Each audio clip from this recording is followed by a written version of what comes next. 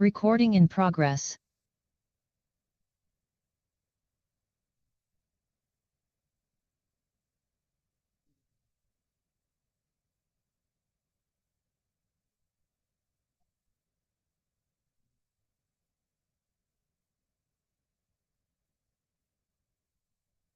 Donna.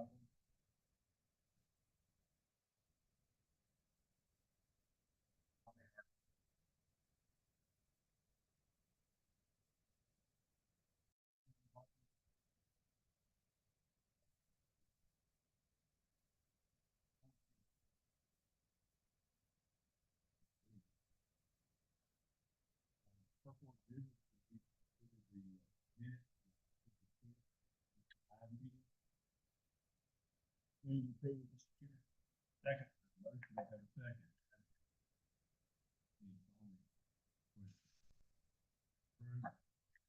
Yeah. Red report committee. The committee met on January 22nd. We had one application for take the state exam. We met all the requirements. Free take the exam. We had 5 candidates for licensure.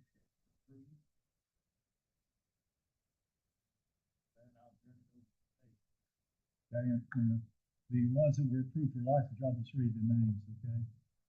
William Griffin, Kevin Boston, Giovanni Martinez, Travis Hale, Kyle Palms, and Dominic Figueroa.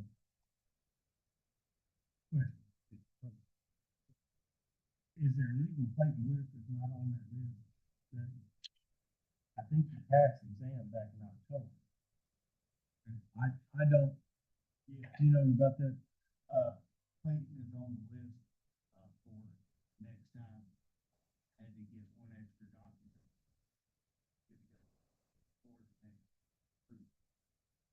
Yeah, the document. Everything is good. Thanks.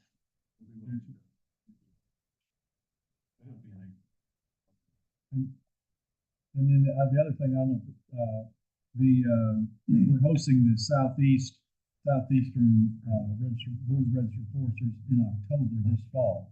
That'll be, we're thinking Hot Springs, so that'll be like October 5th through the 8th, is kind of what the tentative plan is. That we don't have all that details worked out yet on that, but that's the plan, John. And I just want to say before you make the motion, I'd like to mention Cal Holmes was a recipient of the Forestry for Future Scholarships. He was graduate. That's good, thank you, Tom. So Dave, I need you make a motion for us to accept all of them. Okay, I would move that the board would accept these foresters that I brought to you for registration, that you for registration. Thank you, second. All approved, say aye. Aye.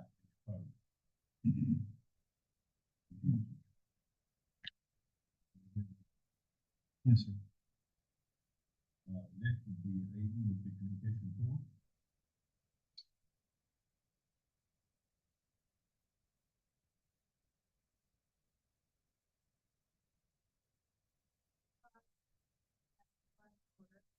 And 30 press releases.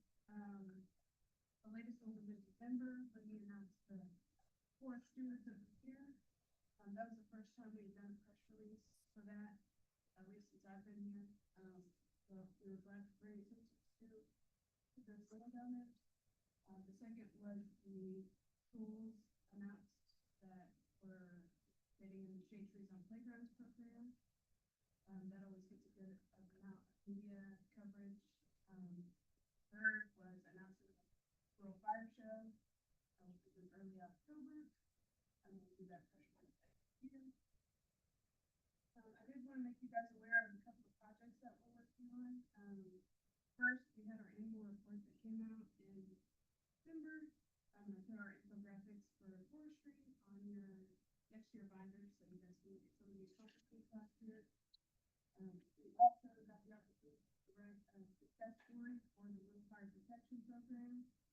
They delivered a new paper truck to Hardy, box their takers, in April of last year due to the flooding. So we got to go out, take some pictures, spread success story. We also posted them on our social media channels.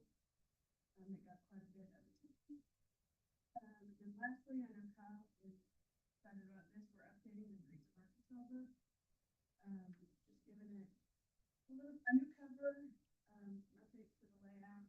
So I think that's going to be really good. Hopefully we have something to show you guys. Maybe not the next one, but maybe sometime this year. So going to that. I'm happy to take any questions. Just in case you didn't see it on the news, there's a museum down in Hempstead County, Washington Museum.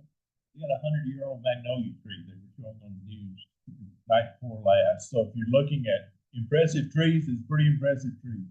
Just FYI. I know it's not what we would normally want to highlight, but just so you know it's there. They're proud of it.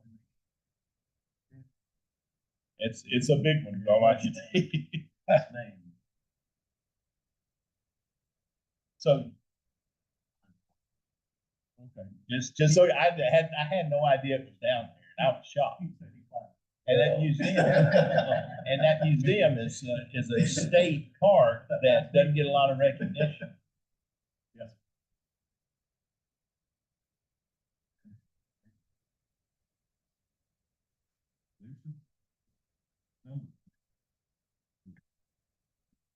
Thank you, Mr. Chairman.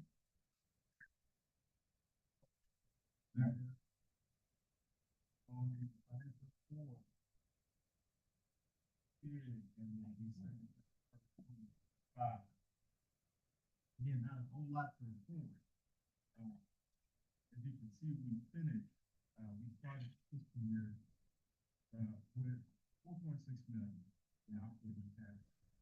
Compared to the sorry, yes, we finished the fiscal year with 4.6 million in operating cash.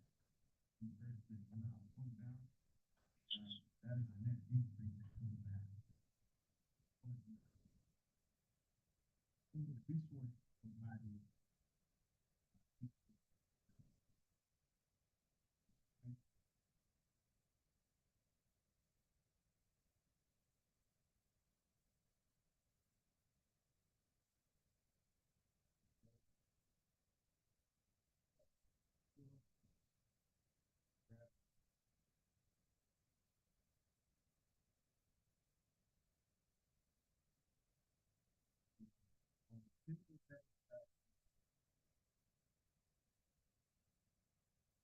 slightly down compared to last year.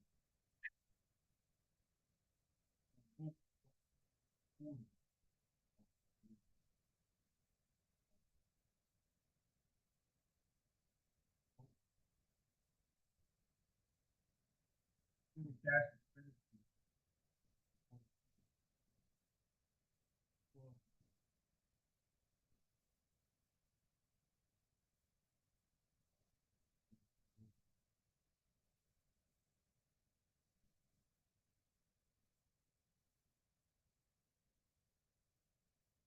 That's your report.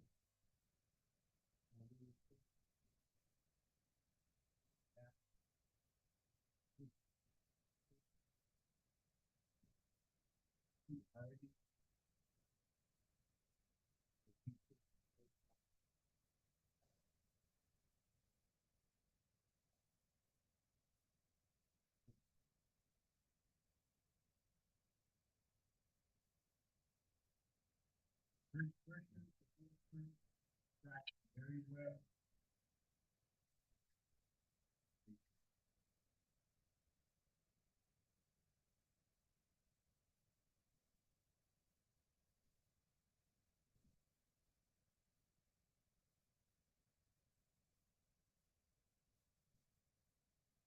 Operate.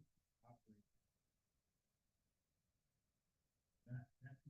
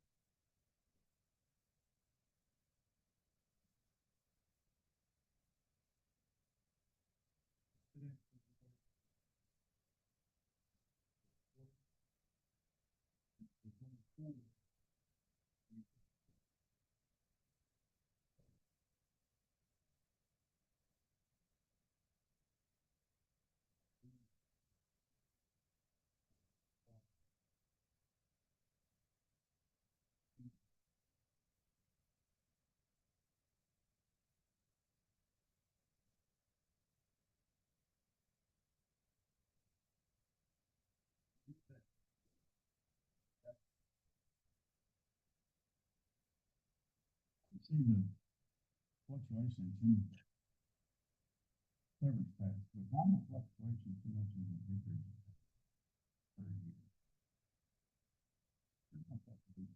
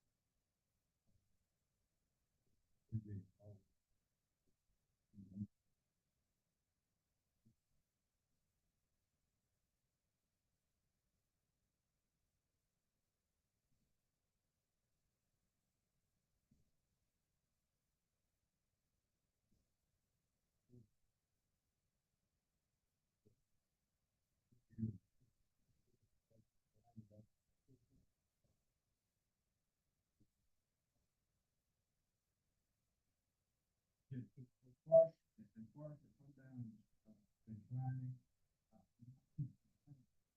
because we have set aside.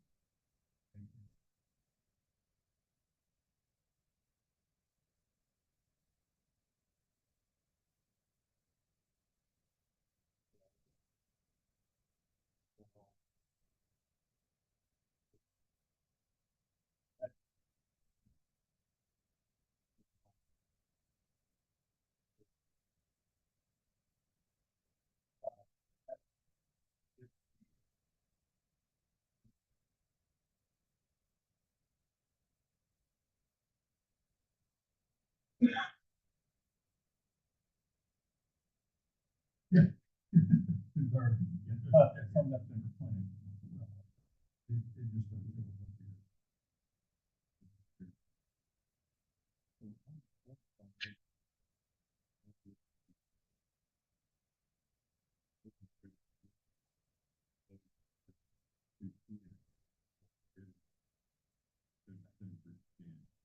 Change the renewal process, we're all making renewals, not renew, there's an issue with our renewals. That's when that thing got flipped.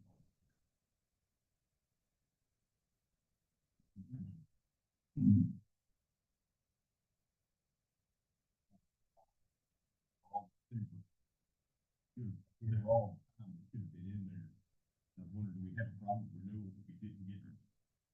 We didn't get renewed, or we have an issue there to get looked at. We have had a little bit of an issue since we changed to the online, the new online service for that. We continue to get, paper renewals sent in, not as many as we did in December, but we'll still get between 5 to 10 a week of paper renewals. One of the things we did also, you'll remember we went to the online renewal company. And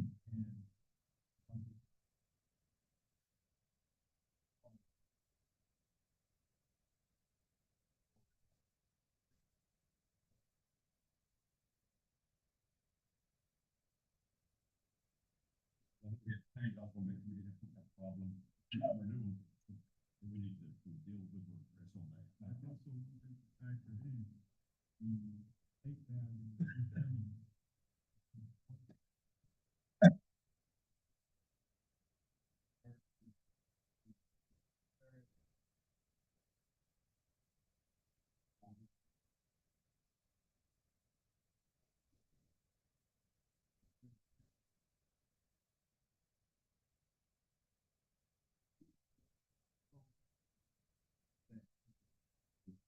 thing is, all the renewals are due by December 31st. And so, they want to make sure we didn't have some kind of, hiccup with the renewals. I don't think there's any major. Any questions for Nixon? Thank you. Sir. All right, force management report, Jim?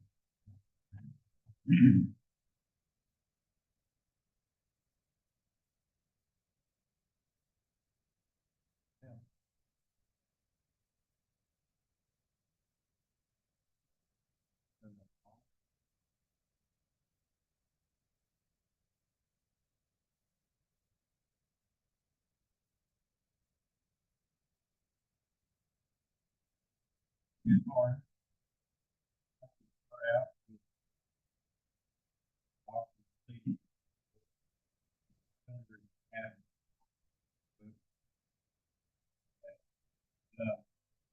we did that report, it was taken, during December of 2025. And so, wanted to update you on some of the key totals for our report. Our estimated, containerized pine is 150,000. And the, estimated hardwood is 4.7 million. And so that hasn't changed. The orders to date for containerized pine, 53,925. And, we lifted, 4.9 million hardwood. Of course, any hardwood we lift, we sell, because that's always sell after lifting. So the total value of the crop, we're just estimating preliminary, 1.6 billion pounds. If you look on that, report, there's some asterisks by certain species. And that's due to an incident that we had in September. There's some neighboring property that is used for agriculture, and there was a misapplication of herbicide, and it, damaged or injured our conifers. So, bog cypress and pine as well. So we're not gonna sell those, and we're in the process of settlement to cover costs. Let's see. With the applicator or with the landowner, or what's the rest of the story? As far as happened, well, is everybody cooperating? Are they gonna pay us? Until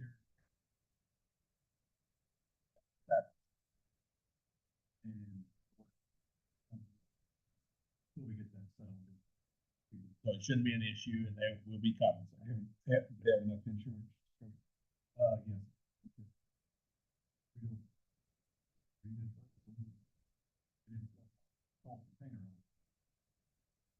Yes. But we did that early enough this year. The nursery contacted everyone.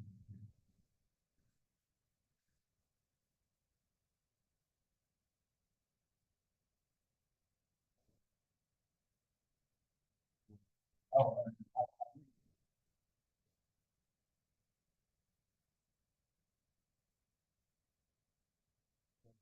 You know, the value is there.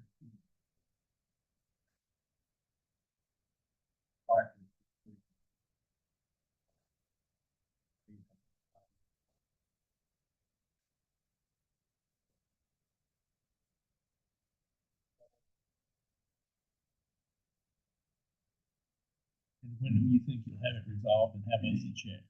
Hopefully in the next couple of months. We've been in contact with them, really hasn't been a lot of debate about it. Right now, we're in the process of sending them a claims letter demand. I'm not too worried. Next meeting.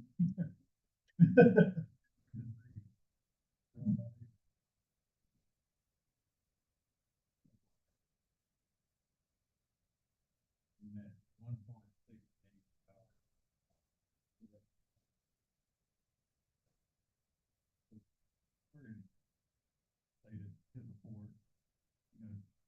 really not complete yet. It really has more cost in there.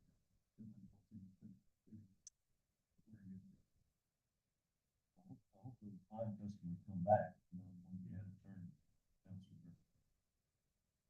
Maybe there's a big, sure, yes.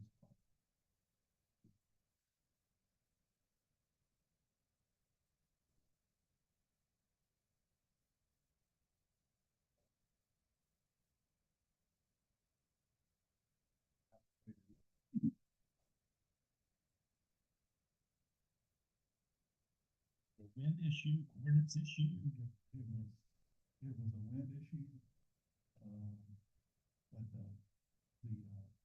I was fine the situation. They never,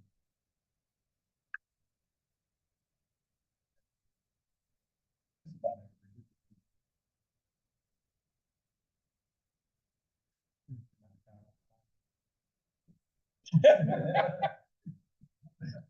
saying we did okay.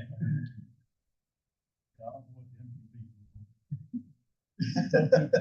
I'm just gonna catch one. Yeah, like I said, I don't. This has been discussion going back and forth. Right now, Did you just lift what you have orders for? no, everything has to be lifted, so, and that's the one thing with the ceiling, we don't get the weight.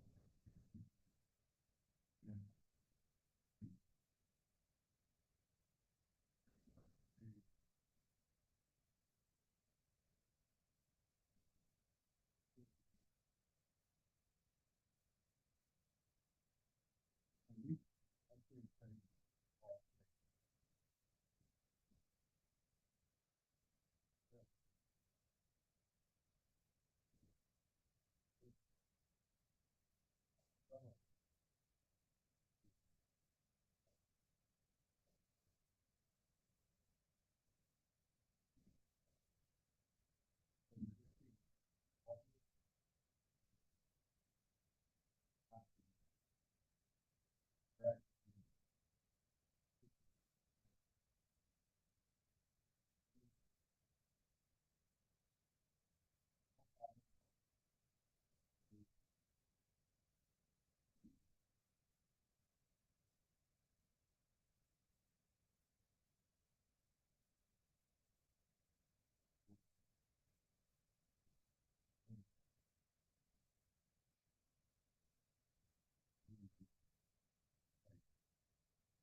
Say most of their points.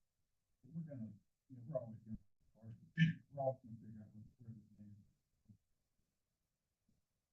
Big issue.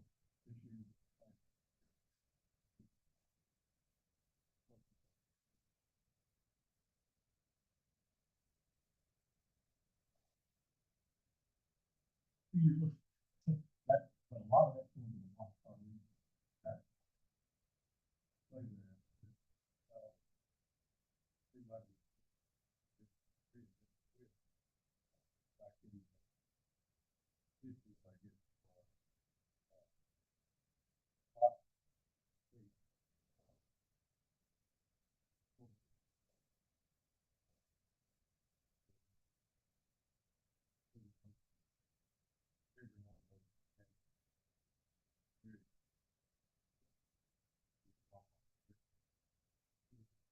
Hot, we hope. That's the thing that these are going to very, very.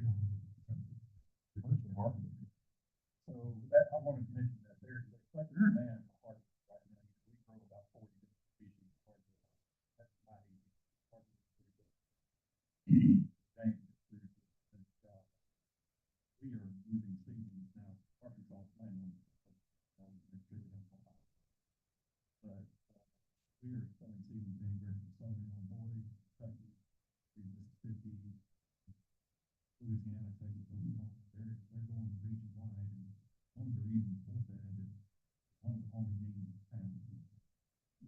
Us in Auburn, good. So, Tennessee, state of Texas,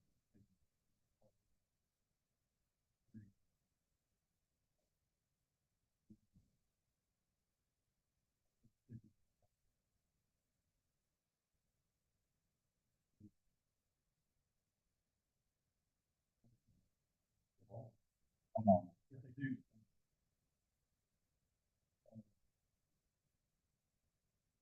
On, on.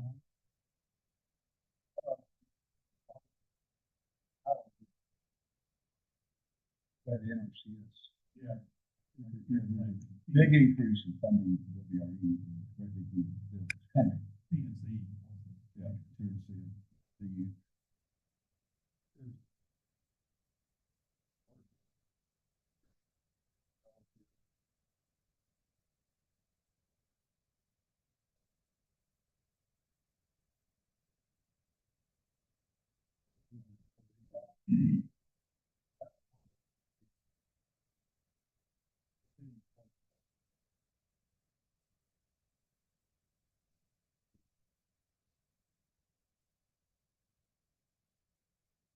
Look at it, they kind of think it's a lot.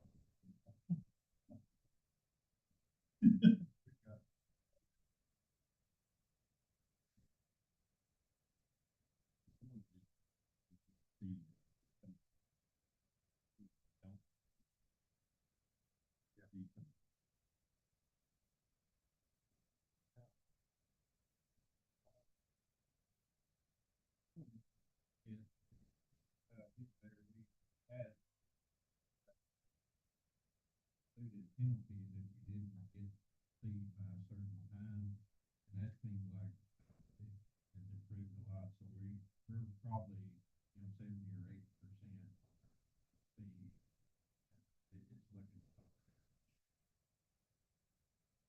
It's good acre crop this year. Yeah, this Close coming to fall, we're gonna have decisions to make. Thanks to Jim and his work, we're gonna expand nursery bids by 30% next year. And so we're gonna have some decisions to make to plant the hardwood seedling that is increasing each year. The seed availability this year should be funded problem costs. We're spending over $500,000 a year on seed. And which we're covering it with revenue. But finding ways to get seed to be more available and more. That was, we need more than.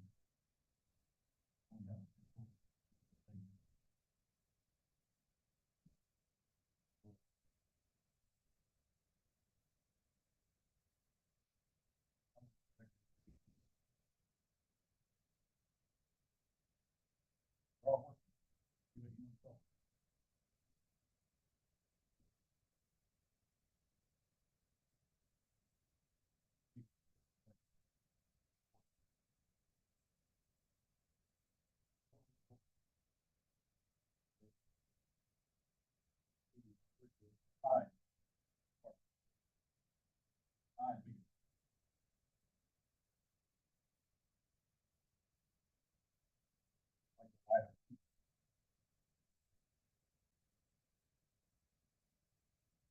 You had an asterisk by the improvement on. Yes, sir. So there was some effect on those, and, we're monitoring those. We're thinking about selling them as second year, seedling, but it's too early to tell.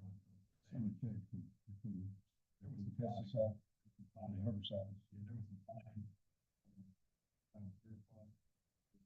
Hardwood should come through that.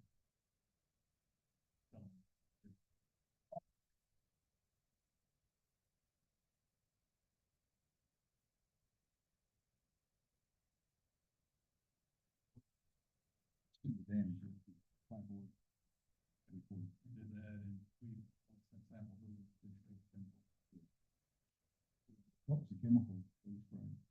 It It was, But they never did that. yeah, I was just curious. Couple of admin comments. Speaking at the podium, I think this is louder for attendees to hear. Sounds like the volume is stable, but outside of that, louder.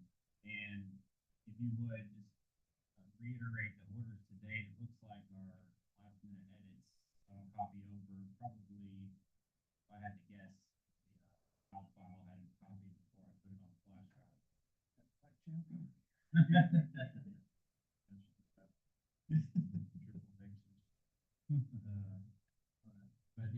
$150,000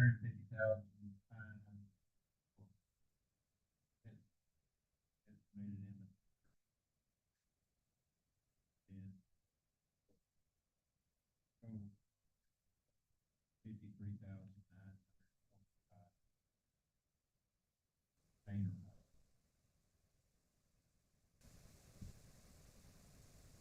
4 point.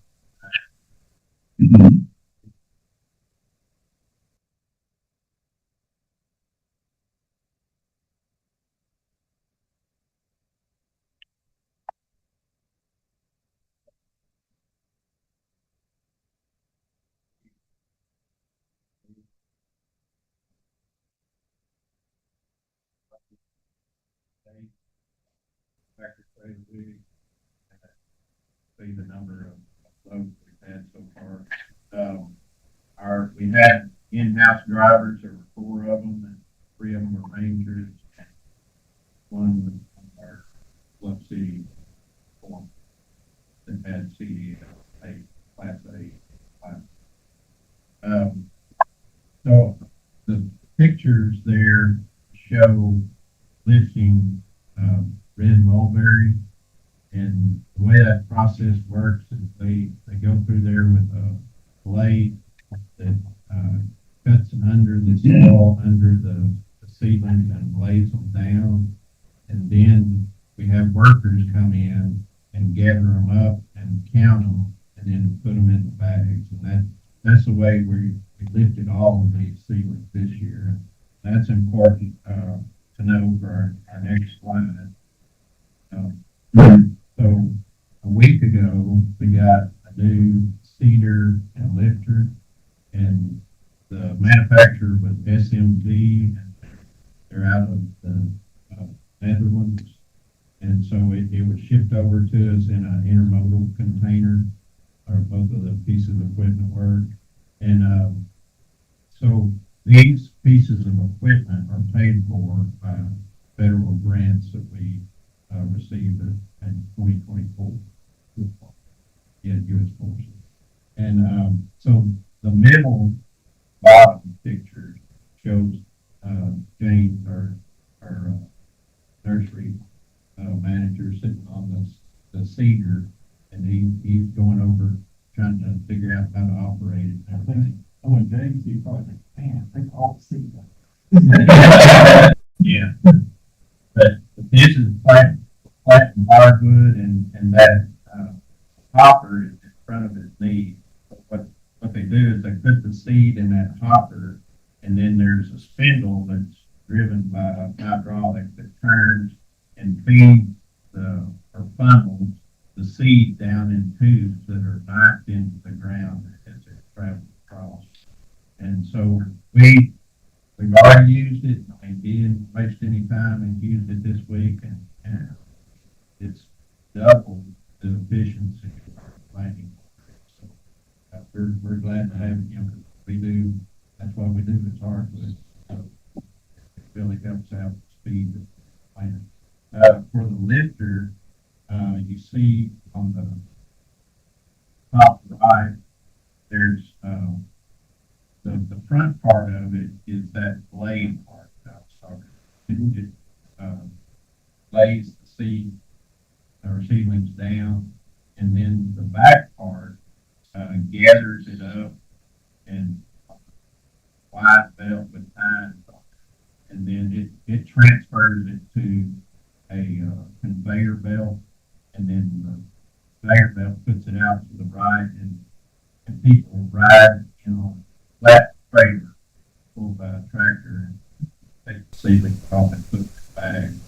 It goes to the field. So this, we don't think we will have near as many workers as we saw at the previous pictures needed.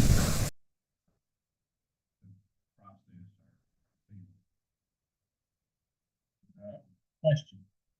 Our pricing from outside of Arkansas, is it competitive with what Carthage is?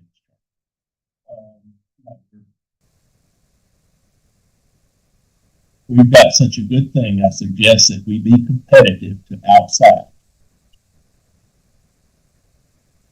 Didn't say inside, said outside.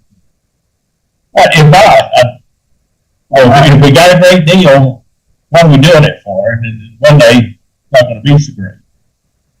And we want to be at least competitive with Arkansas in the game to outside of Arkansas five. Just a thought.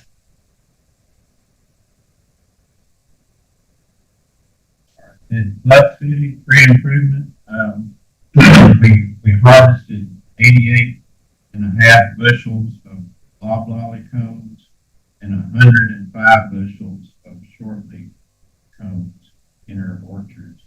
That was a total of 193.5 bushels. Pictures on the left show a contractor harvesting shortleaf cones.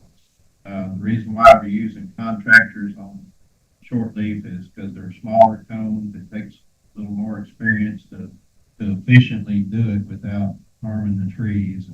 But the loblolly cones were harvested by our people in house, and so they were up on the lifts. The all the cones harvested for the orchard are taken to Alabama and processed to get the seed out of the cones. And then for our cross-pollinated trees, you see them extracting seed at the tree improvement complex. Those are harvested and processed by our people in house. Cross-pollinated tree improvement.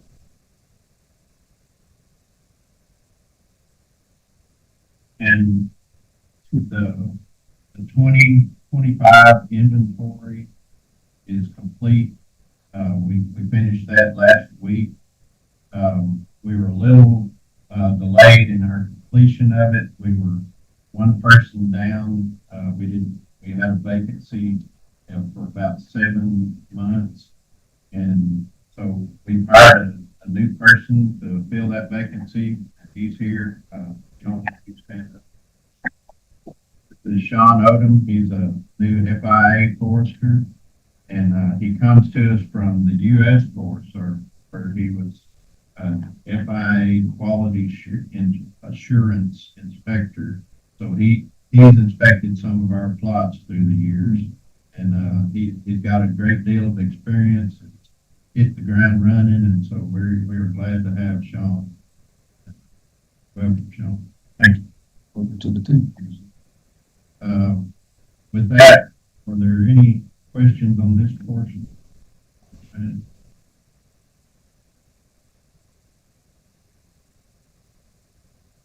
I have one out here. Often they always.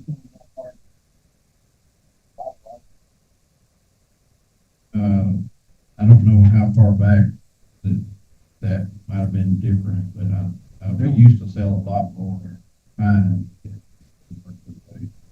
They used to grow. Mike, he's been around longer than me. It was 5 or 7 million pine. We used to sell a whole lot more pine than we did. We did hardwood, but that has shifted. I know James mentioned to me, they used to be like 5 and 7 million. Yeah, we used to sell a lot of them. You know, when it became office. We had a management change. Sit beside you. You hadn't figured it out. He's a hardwood guy. and the demands on the hardwood side, there's too many pine. So, and forest diversity is important and everything.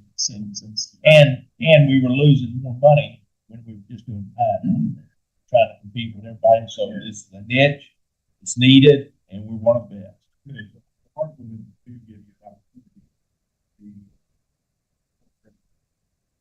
No other states. They are heavy.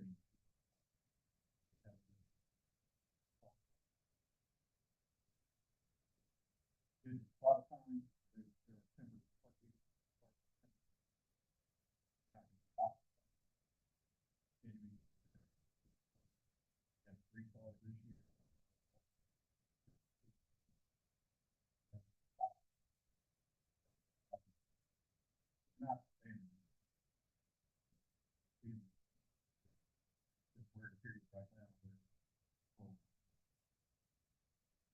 most nurseries lose money, that's why other states don't have them. So if we can create revenue generator on the hardwood side and get paid fairly, then we protect them all.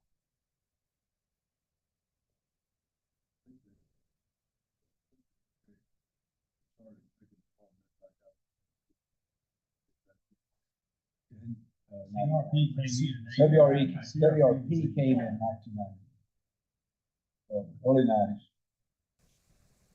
We planted about 250,000 acres. WRP.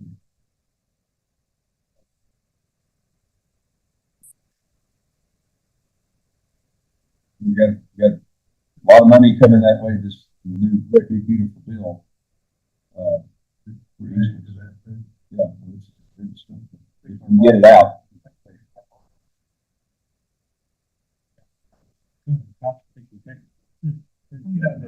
That's the problem, get it out. Yes, because there too, we do a lot of wildlife on that area. 30 years. Whatever everybody wants. One last nursery question, the old cedar, some of that. So we still have that, I don't know if we're gonna. But Have you seen it? you did. I don't know if he's gonna try to.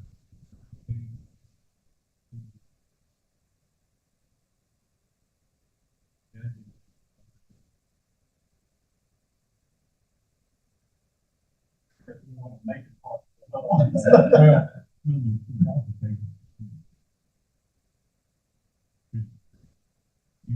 need it, and it's fair. You're not a bad thing to have. Knowing James, that's what I would say. Needing that planter, I've got a short one to get it planted, before they get it lifted. You need a backup when you're waiting for a park or whatever. New doesn't mean necessarily, always good, that's not gonna break down. But I did want to add the support.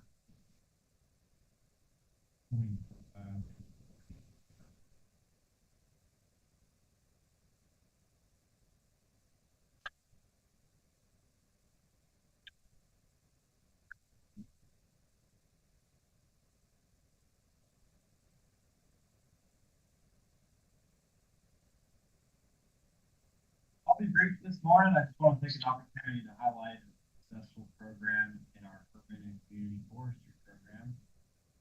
So we have the shade trees on playgrounds every year, late in the calendar year. We welcome applications late summer, early fall, from schools that are in need of trees around their playgrounds, grounds in general. We had a record year of applications last year, 157 schools applied. This was greater than the last 5 years combined.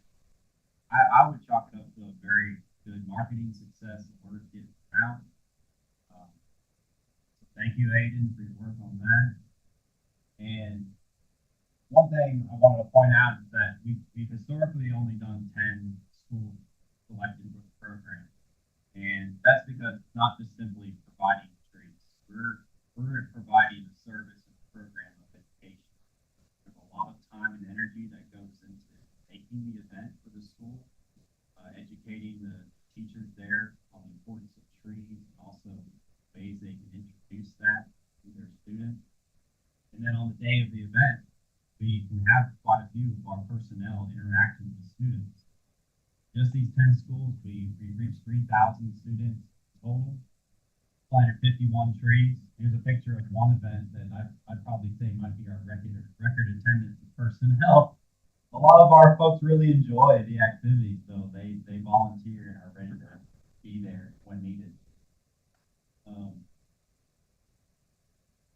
And it produces some really awesome pictures. It's just a really well-received event across the state. And you know, it's not just a relationship between us and the school. We can partners and helpers, such as that picture in the top middle. The Horizon Volunteer Fire Department brought a tank to give the trees their first water. So I'm sure the kids were just ecstatic about that. Some of this took place in October, so you see some costumes at the events. I mean, it's really a fun time. So because we had so many schools apply this year that had to be turned down, we did offer a consolation prize to some of the higher ranking schools in need, and that is just providing some potted trees and instructions on how to properly plant. Pretty large trees. Yeah, so the trees that we provided, pretty small. They're only 2 years old. These, the ones for the chosen schools, are purchased from contractors in the state. So they're at 30-gallon pots, very large trees. We want to get them sooner to that shady quality. Who's purchasing them? So we are purchasing them with grant funds from U.S. Forest Service.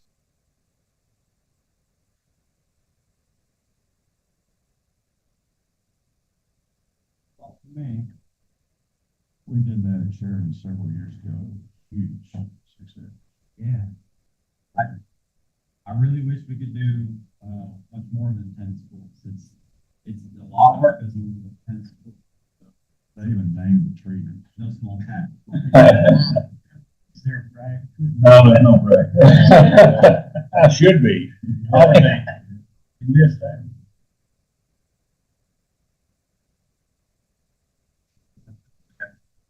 So there was a press release yesterday that we were sending assistance to neighboring states, Oklahoma, wildfire assistance, but also Tennessee, in a different sort of assistance. We have pretty highly trained urban forestry personnel in our state, able to respond to certain situations. Asheville and the area around it was affected by ice storm. A lot of downed residential trees, broken down trees. So the service they're providing, that city and community-owned property, they're actually doing tree risk assessments throughout those public areas. And why that matters is because we don't just want a contracting crew just taking out everything. We want to maintain some of that canopy there if it is able to respond positively. It takes a well-trained eye to understand, like, this tree, even though it has a broken limb, should not be removed. We want to make sure that it has the opportunity to come out of the damage. And then on the flip side, they're categorizing and identifying all that's coming out, all that damaged material, so that the communities access emergency. So a lot of ways this helps make the affected communities of disaster keep their perfect force.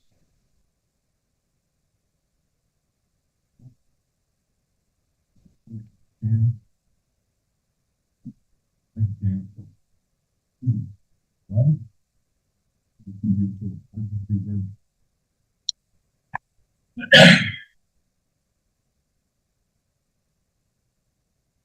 All right, so good morning. Morning. So we'll start off talking about, kind of a brief summary of what we had ended last quarter with fire. So we kind of finished the quarter, last year, pretty average for the number of fires and number of acres. We were like 30 fires off of the 10-year average for number, and 300 acres off of our 10-year average for number of, 30 off for fires and 300 off for acres. So we finished fairly about average for the quarter, but overall through the year, we ended up with a little above average for the number of fires. We ended the calendar year 2025 with 1,160 fires, finished with 27,563 acres, which is about 7,000 maybe acres above our 10-year average. Now, the vast majority of those acres happened in March. We actually had 17,000 acres burned last March. So of the 27,000 acres, all but 10,000 acres burned in March of 2025. And the majority of those acres occurred in a 1-week span between the 17th and would have been, I guess, whatever that next Monday would have been. But we had 42 fires over the year that were over 100 acres in size. and our seat program, we talk about them a whole lot. They made 123 drops last year, while they were on contract. The vast majority of those drops were made in the spring. I think only about 5 drops were made all fall. So a lot of those drops were made in the springtime. They do help tremendously when we have those larger fires. Kind of a look ahead of what might happen. This was yesterday's U.S. drought monitor. It has improved from the week before slightly with the rain that we got over the weekend. But as you can tell, we're still seeing a lot of dry conditions across the state. The only part of the state that doesn't see that's not in any kind of drought is the very southeast corner down in Chico and a little bit of Ashley County. But everybody else is still mostly moderate to extreme drought with a little bit of exceptional drought up in the north central part of the state. So all the forecasts are showing through the end of May that we'll not see a whole lot of help. We had a lot of rain in the forecast over the next week or so, and most of that has been taken out now. So we'll see how it goes, but they're saying that the drought will persist through May, and that could present a problem for us with above average temperatures. We could see some fire activity over the next few days. We saw a little bit yesterday with all the wind that we had. The only benefit I can see to the above average temperatures with above average temperatures, we could see green up happen a little sooner than what we normally would. And if we get green up early, that should put a kind of an end to our fire season in the spring. But we'll see how it all plays out. They are not predicting us to have any significant wildland fire potential for the month of March, but everyone around us is. So I guess there's a hole in our state. I guess I don't know. The meteorologists have some crystal ball that I don't see. So we'll see how that translates over the next month.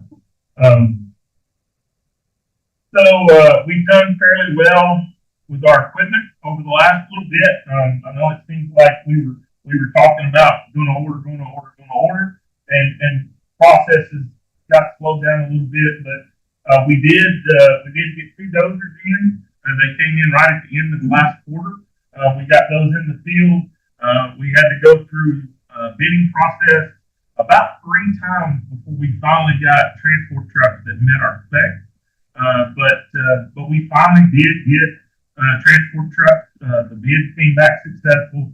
We got somebody to meet the specs, so we have 8 transport trucks on order, and we have 14 pickups going through the process of being ordered right now. So some progress has been made in getting some equipment in. We also, in the next couple of weeks, I have the intention of putting together another order for 4 more bulldozers and get those on order in a very short amount of time.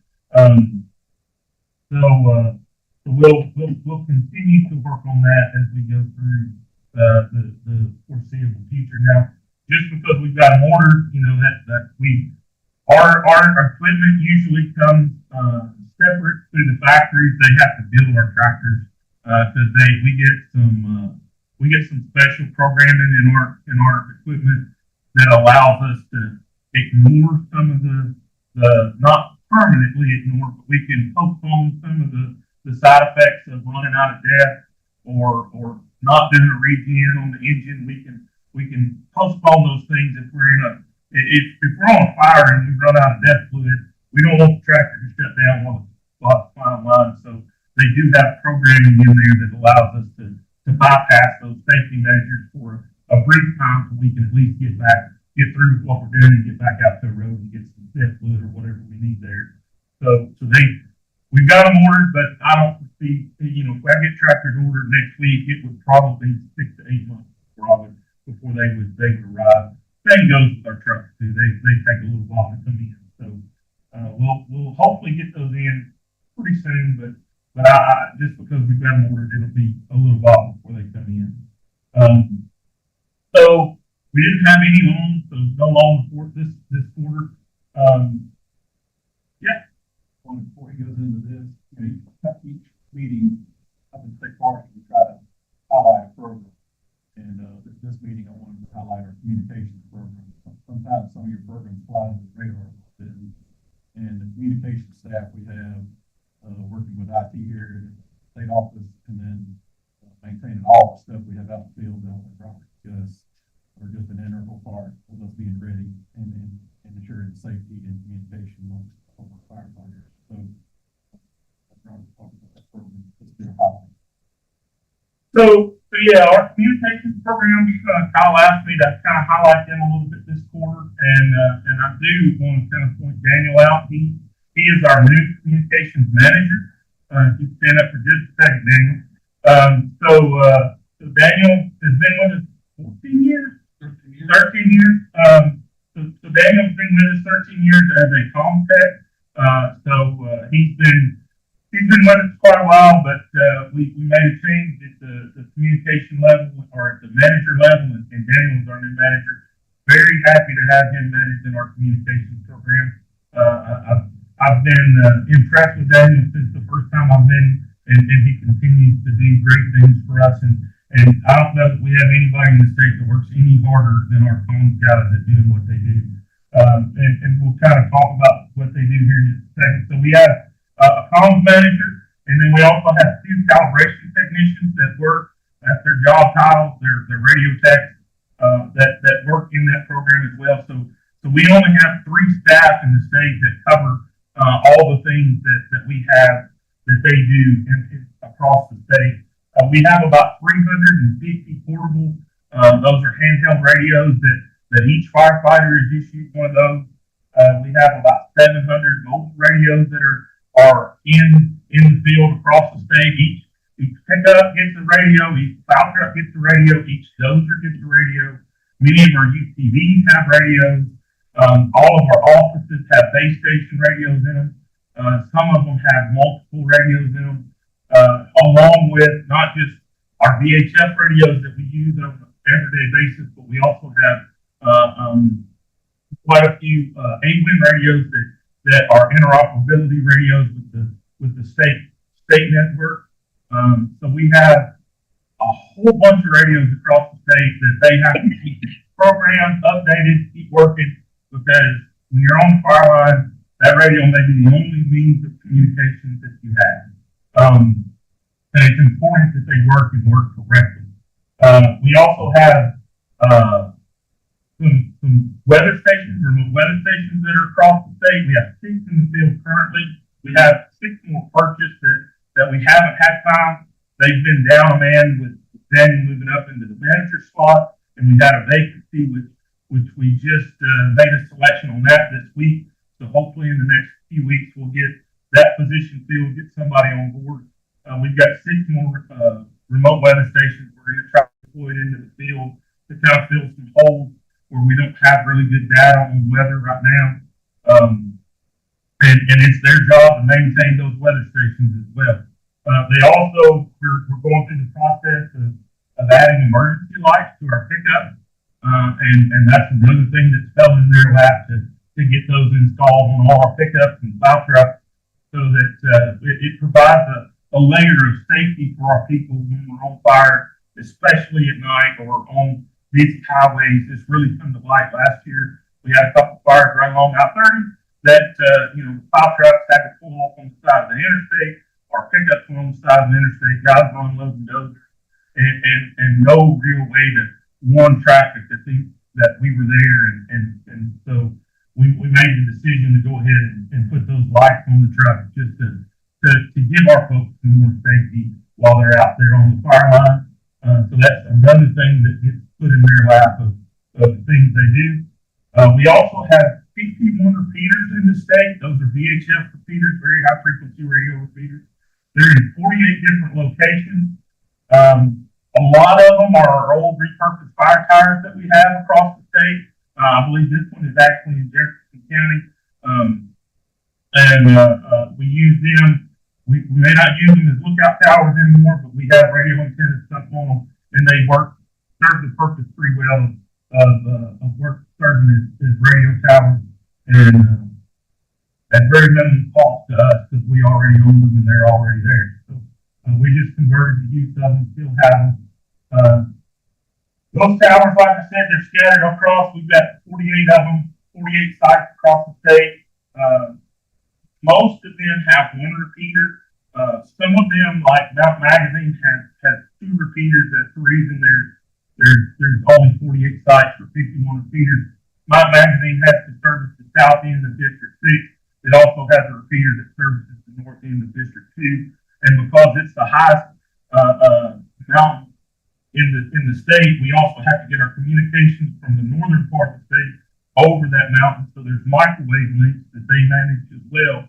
That microwave, all the radio traffic from District 6 goes into Mount Magazine, and then it's microwave through a couple of different microwave links back into Bismarck, and then into our dispatch center from there. So it's a pretty complicated, complex radio system that they manage, and they do a great job with it.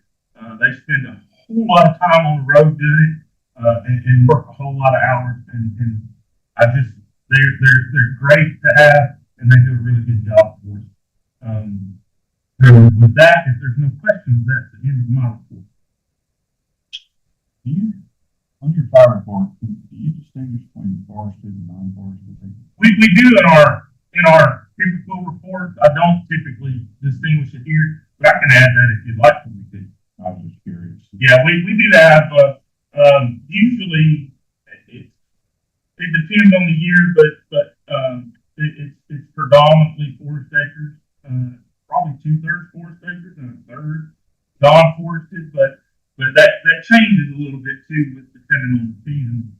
In the spring, we tend to have a few more non-forest acres than we do in the fall. But yeah, if you'd like to see those numbers, I can sure bring it to you. Robert, it's plantations that cause the increased acreage. Well, I'm not going to say that there's not some challenges there. Yeah, if we see the plantations not being thin, they do. It creates an issue when we try to, put a bulldozer in there. The thicker they are, the harder they are to push through. And we don't typically have the bigger tractors that industry does. So I mean, 650 and about 107 horsepower is the biggest stuff that we have. So it can create an issue with those thicker plantations. The bigger tractor presents a problem with smaller fires. Yes, right. But you do yeah, bigger fires. Right. It's kind of we have to try to find a happy medium to do the best work we can on the majority of the situations that we're in. I just think like I started. Yeah. Yeah. A big plantation itself in, you have a lot more dead snags, a lot more downwoods, trees, all that's good. The younger ones, out quicker. We saw that in the pioneers coming. Right. And some of those acreages, some of that is we have to back off. Sometimes it's not safe to go in, and we have to kind of back off and do what we call big box. We go to a road somewhere, and instead of trying to cut fire off, we may burn off and black line a few acres, and that increases the acres of the fire, but it's safer for our folks anyway. Well, I guess, looking at the weather forecast, kind of looking at Oklahoma right now, it looks like we may have some more opportunity for wildfire in the next 30, 45 days. Yeah. And traditionally looking at Marches. Mm-hmm. March historically is our biggest wildfire. And it may be an opportunity where, communications put out the link and go, hey, make sure we're not doing burning.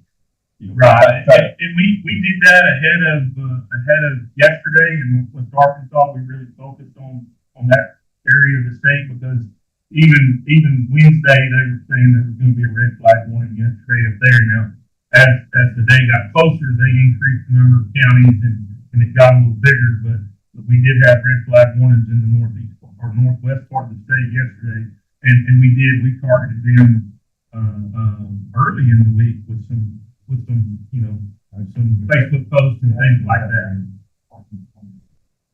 I encourage, make sure we keep it up to date and work with other media outlets to say, hey, this is gonna be a problem. Make sure we try to take extra precautions for. And we do see generally when we do those posts, we start seeing, you know, we start seeing inquiries from news and, we had 2 inquiries from 4029 over the last couple of days to kind of talk about that stuff. So when we start talking about it, when our, marketing team starts talking about it, they start reaching out to us and we get the opportunity to do more interviews and things like that and talk about it a little more in that arena as well.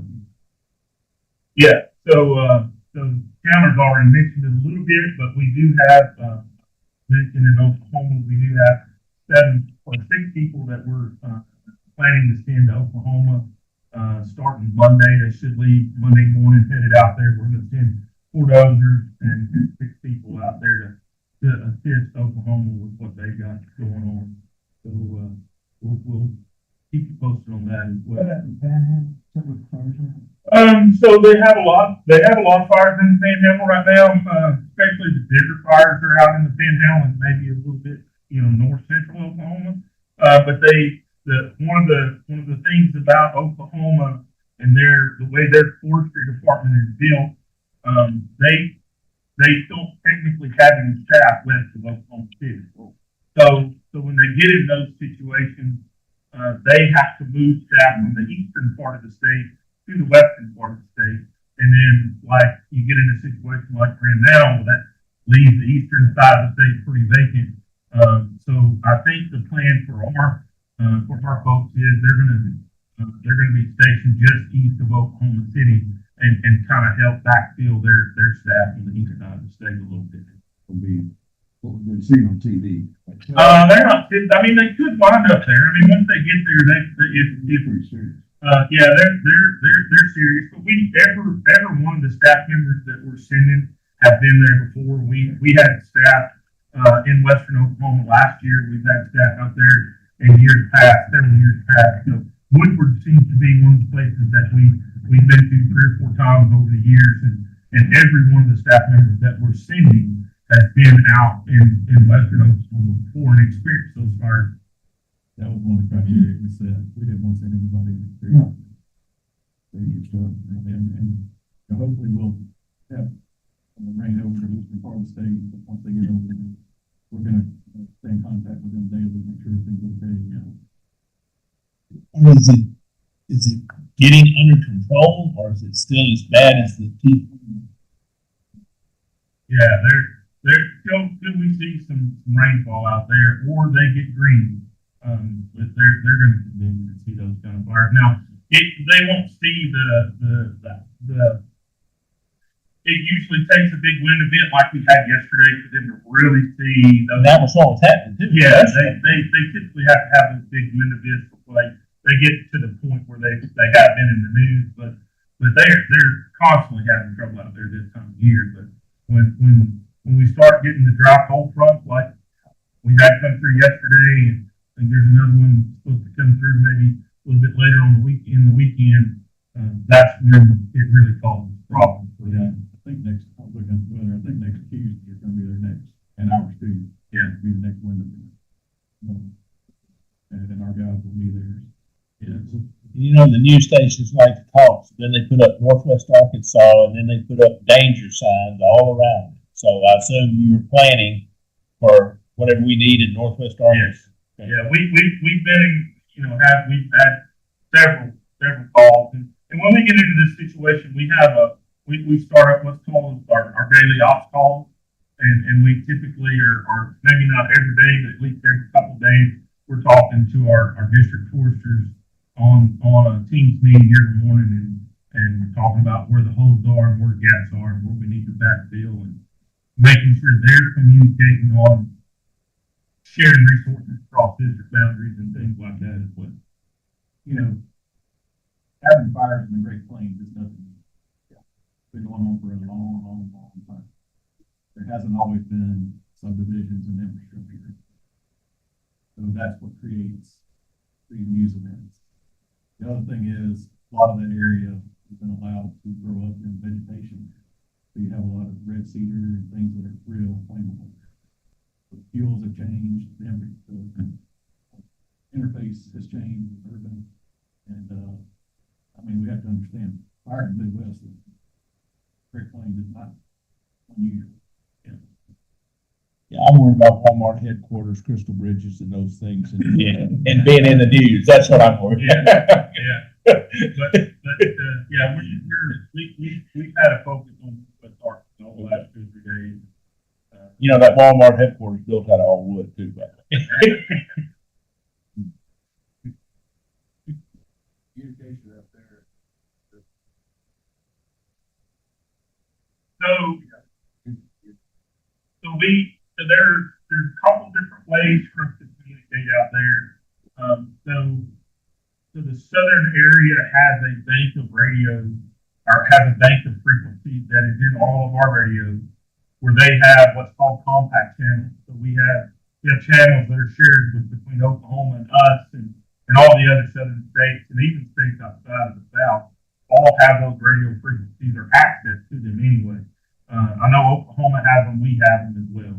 Also, one of the things that we've done over the last couple of years, we needed to upgrade some radios, and we went with a radio that is still programmable, and it's a radio that's pretty common across kind of the staple radio in wildland fire. It's a Bendix team, and we can send our radios out there, and they have the programming capabilities to program those radios, and we leave a bank open in the radio for them to put all their radio frequencies in, so that while we're out there, we can communicate with them as well.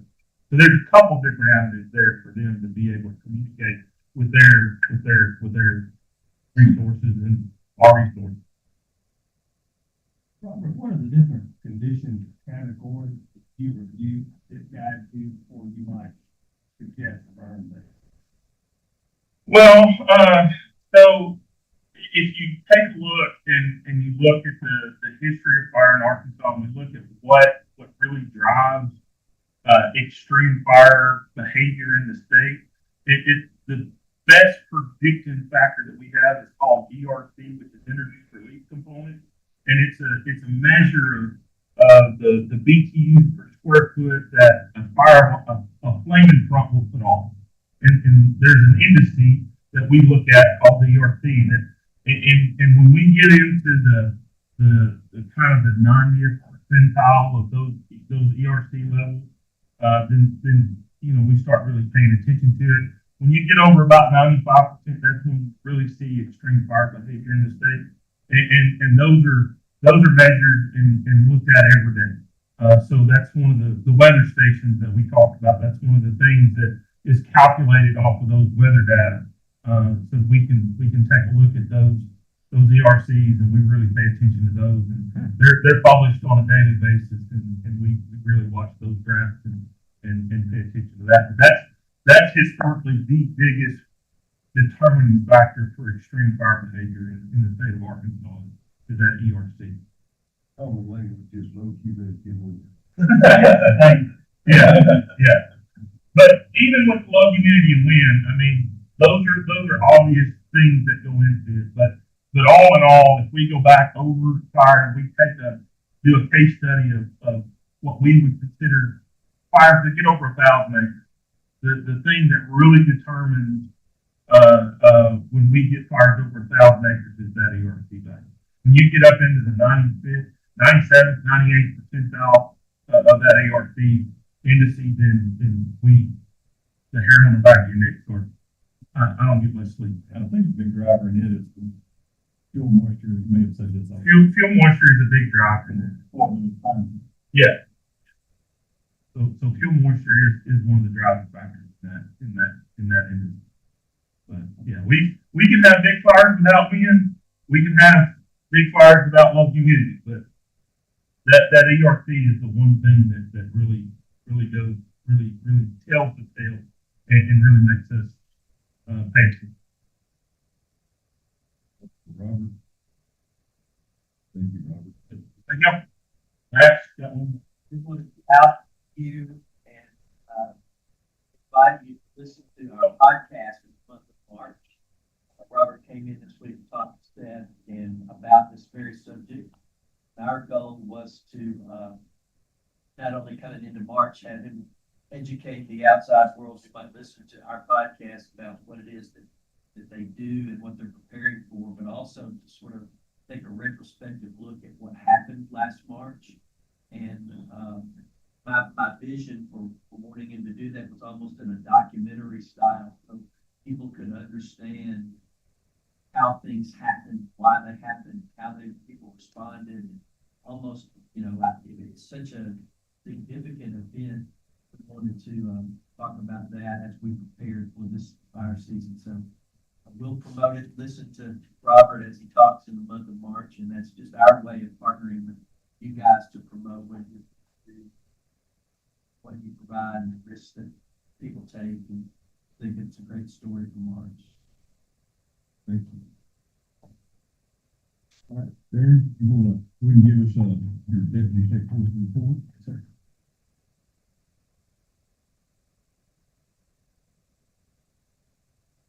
Well, I have a few highlights to share. Finished out the calendar year, looking pretty good. We got 3,300 landowners assisted and a total of 275,000 acres. We wrote 600 management plans for recommendation for 44,000 acres, 78 miles of fire lanes constructed, over 100 trial fires, 5,000 acres. And we also, as Robert mentioned, we had a very active fire year. 27,000.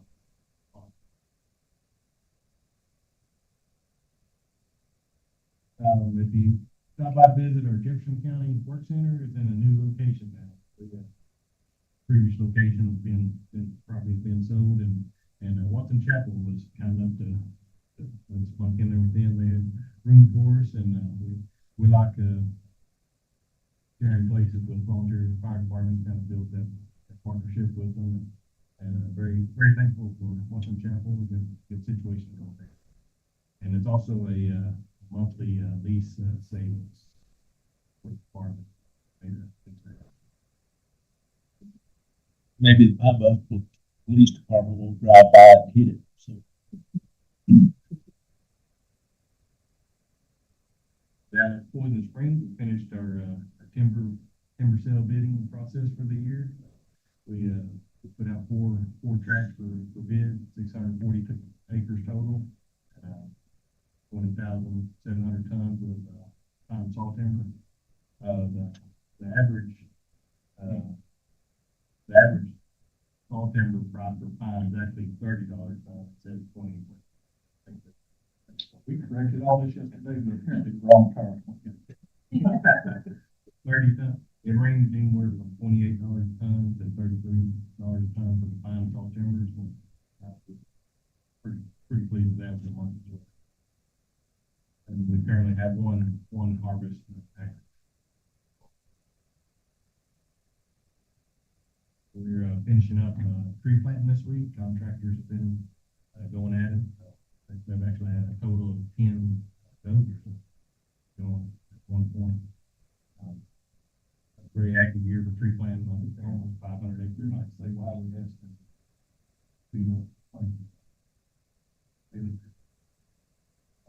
yeah, we asked them to accelerate the process here because we had our seedling treated for Haley's weevil, and you only got a certain window to get them in the ground. More effective. But of this 500 acres planted, I want to thank the Nature Conservancy. They provided and planted 127 acres of shortleaf pine. This was in our tornado area. When the tornado salvage harvest area.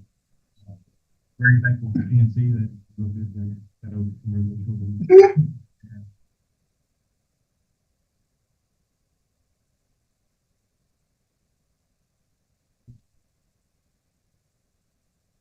your foliage treatment because you were planting them anyway.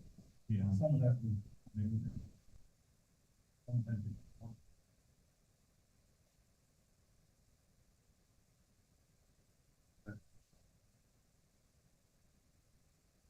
Yeah, well, that's, Andy.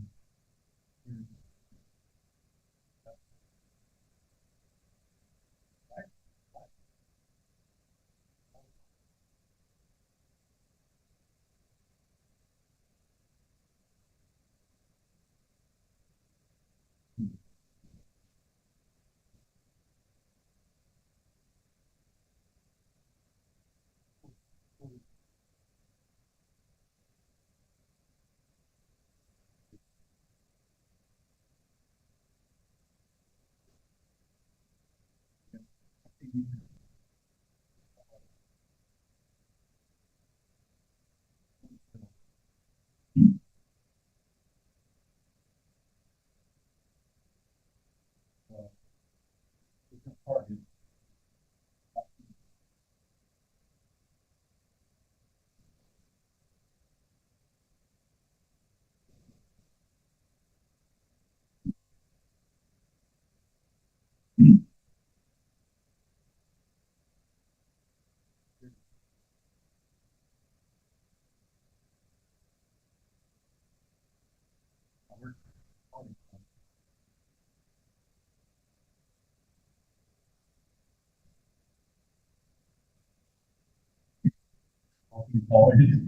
Enough. I don't have it written, but I can probably answer it.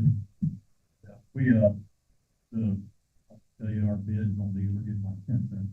So happy to get it out. It's hard, but you gotta get through it.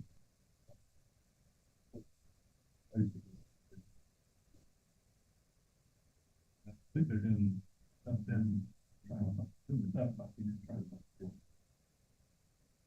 One of the things I want to look at with our ceiling, some of the private entities, like Arbigen, they have mass control policies, things that they grow, and they're specifically for the wider spacing.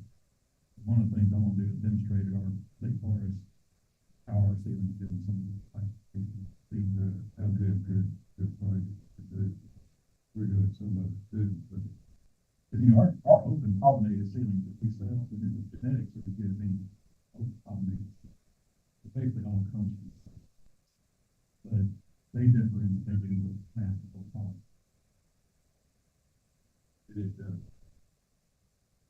Well, I think it's been right. I didn't believe it. Right, didn't believe it.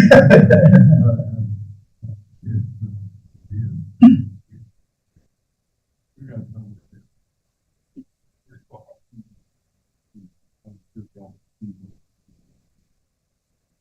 Deep from, that can actually do the research and outside.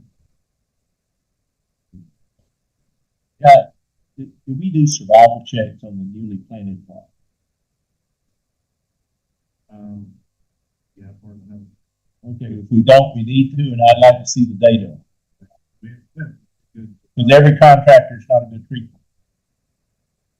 So, but no, that's really important. If we're not doing that, we need to.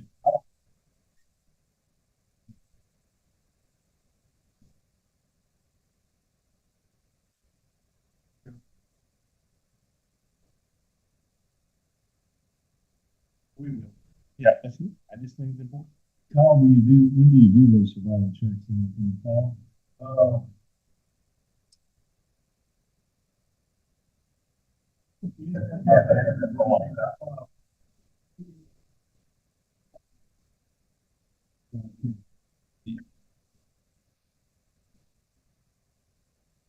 We need, to me, we need to do both.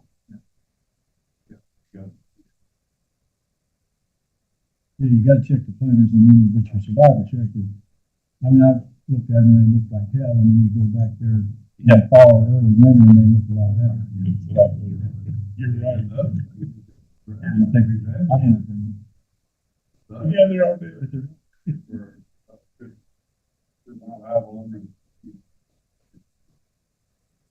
And that's one of the criteria for fully choice.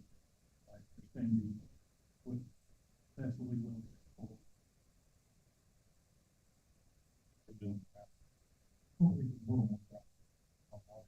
That gets overstated sometimes, but it does have power. We'll do some raffle checks early enough to do the order sequence. We really have to do it through.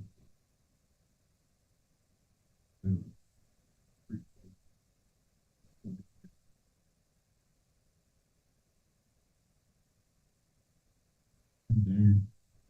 All right, you.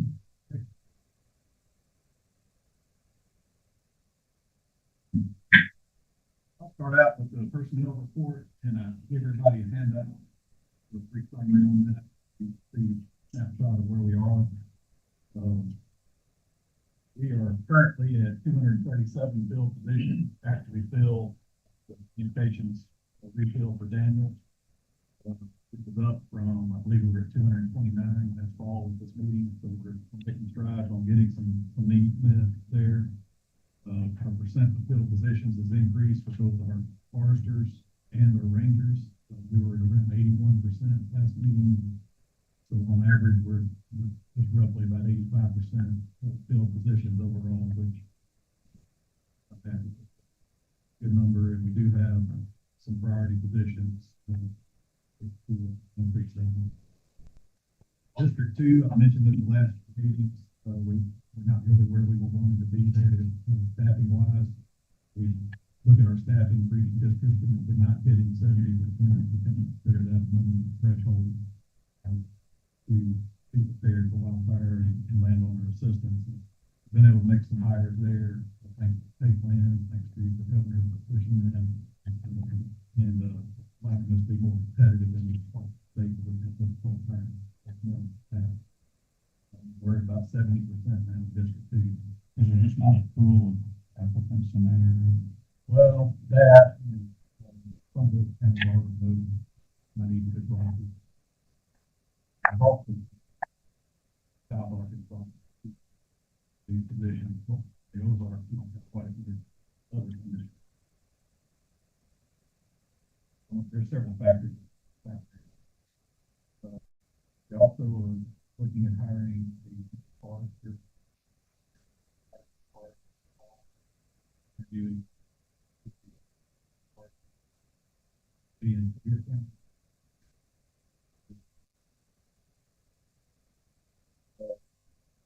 Again, I'm pretty sick. We're all did really well at least 86 filled positions. Currently have 3 advertised, and we have a handful getting advertised.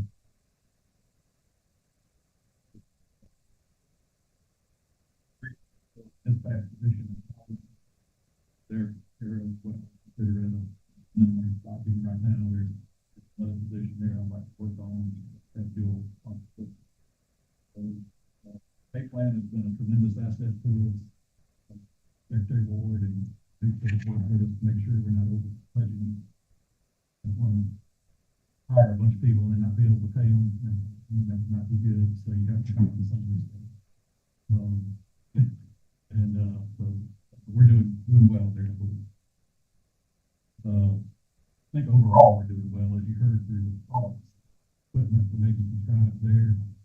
As we mentioned earlier before the meeting, equipment costs are not going down, they're going up. It just makes it harder and harder when you have this expensive equipment scattered all across the state. Make sure you're replacing equipment as needed. We're working on that diligently.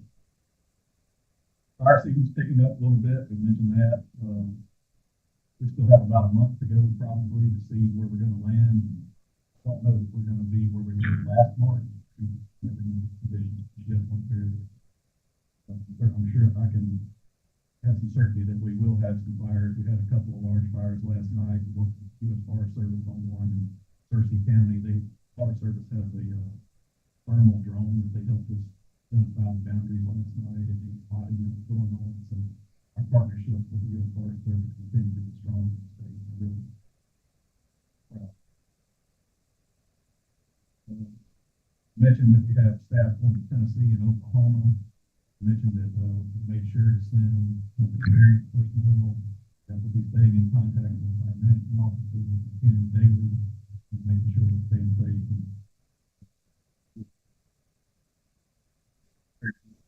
And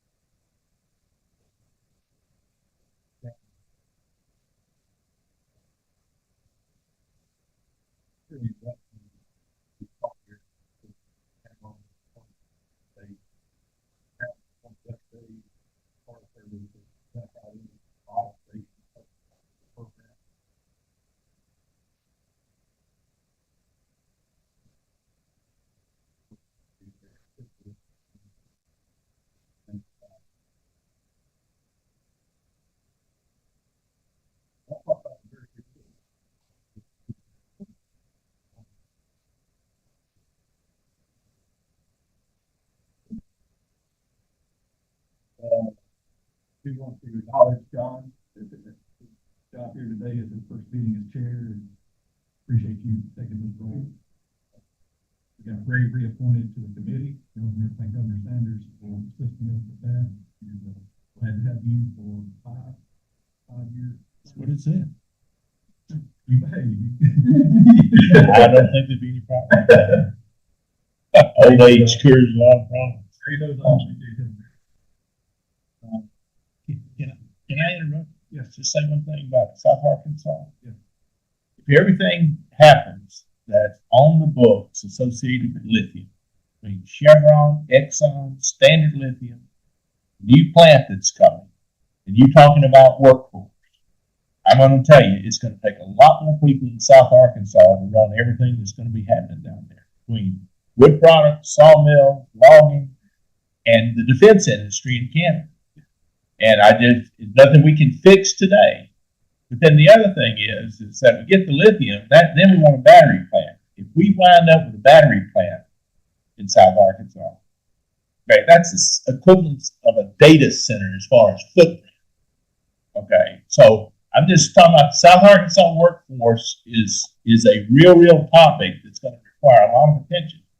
If we go to Northeast Arkansas, most of the people working in those steel mills don't live in Arkansas. They live in surrounding states. They come there, they work there 5 or 6 days, and they go off for 4 or 5 days, and then come back. And so, there's going to be a real drain on the labor pool down there if all this comes to pass.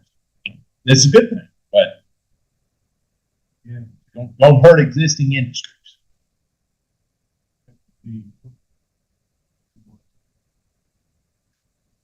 Well, the pay plan's going to need adjusted again, is what the suspicion is. Well, you got to be competitive. One thing you mentioned was the battery plants.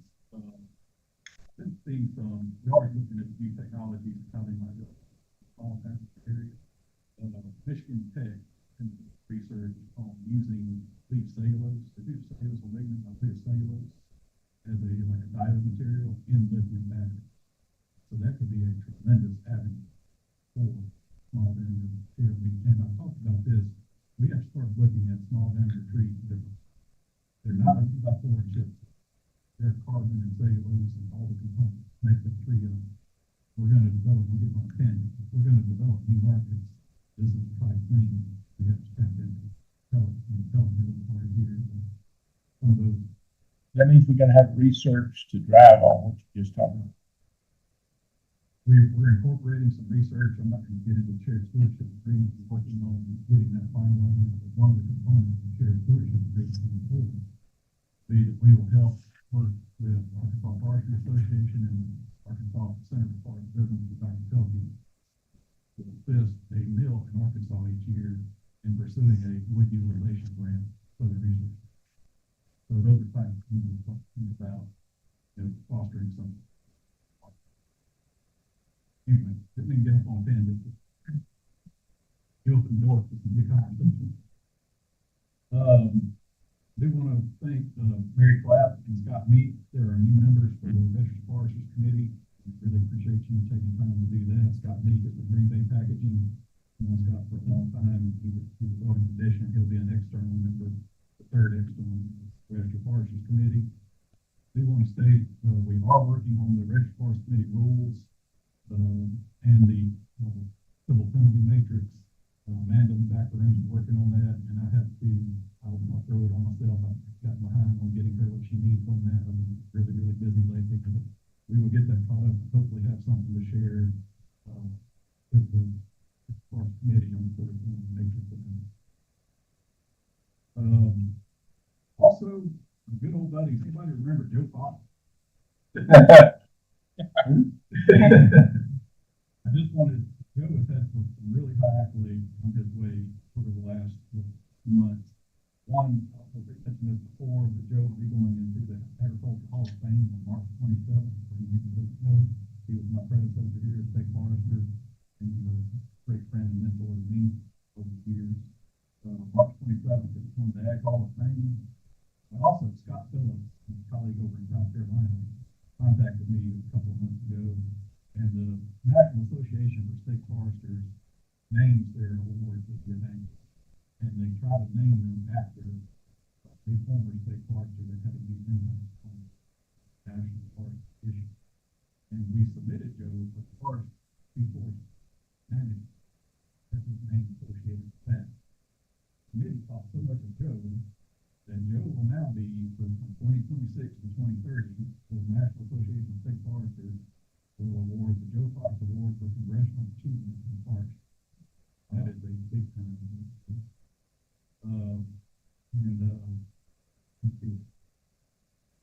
Every 5 years, the NASF Awards Committee is tasked with soliciting nominations from former state foresters by designating NASF awards in their name. So there are 7 of these awards. This is presented to members of Congress who have played an influential role supporting state forestry matters. That will be recognized.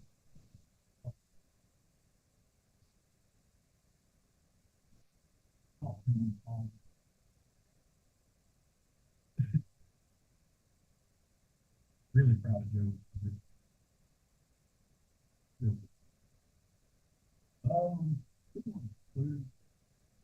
Mentioned earlier about our timber sales. It's unfortunate we lost our state forest manager a few weeks back here in Williams. He's been with the Department of Division for many, many years. He passed away from a battle with cancer. All here.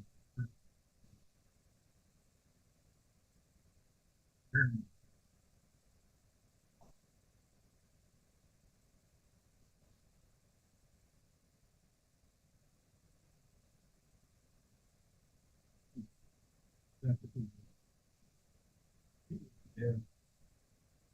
Fair enough.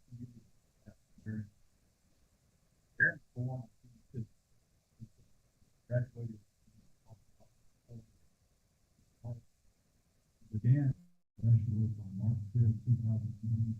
He spent 15 years with the forestry division, working in that capacity, and then transferred to a county forester in September of 2016.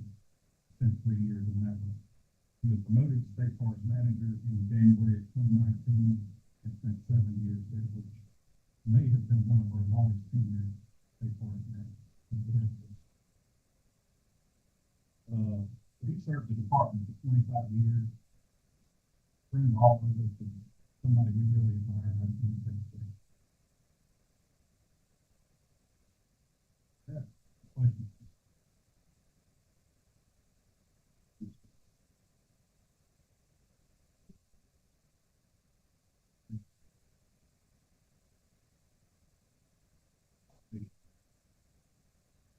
I was thinking the same thing. Let's make sure that we're not leaving somebody else out. That's the only reason I didn't say the same thing. You're just, I'm all for it, but let's make sure that we're thinking wrong. Anything?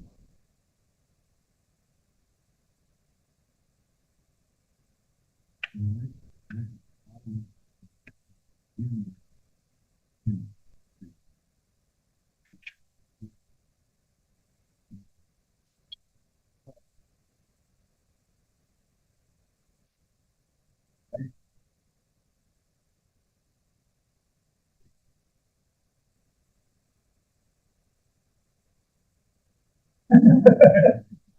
Oh.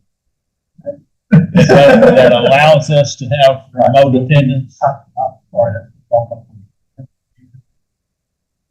The remote attendance policy. They just need to approve them having.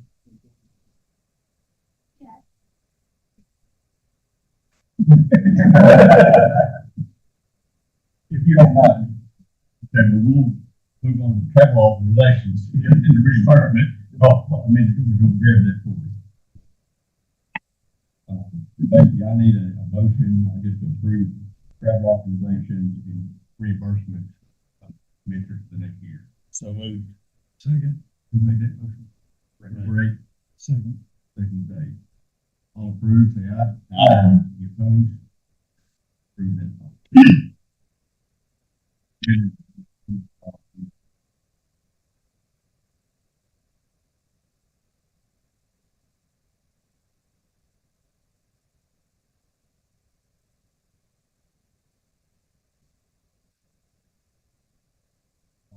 that.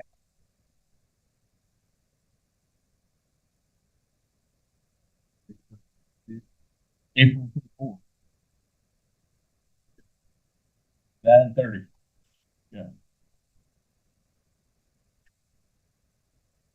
Wes.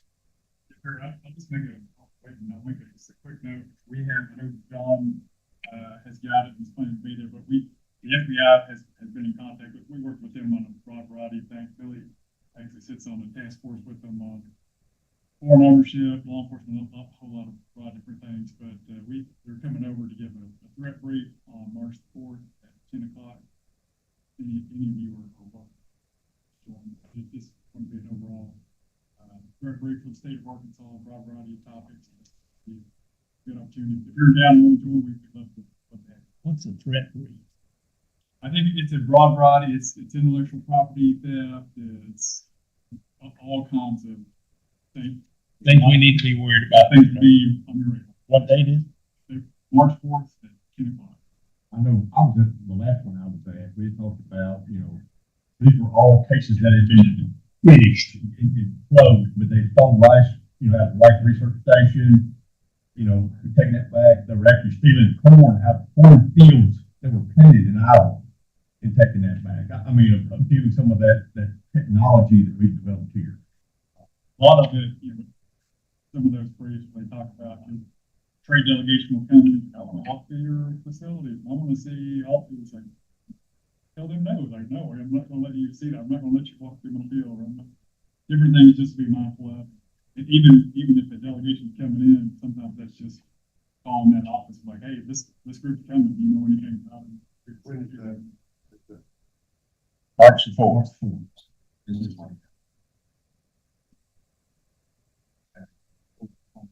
It is Matt's got on. Same time as our second. Yeah. I won't be able to have one. We'll Got it, okay. tell Amanda. It's also now on the screen. Okay, so, we read the record, I'll let you read, you see it better than I can. It is policy. Yeah, I'm making it a little bigger for you. You got it around. It is policy. Can be, the as provided by Act. Effective on August 5th.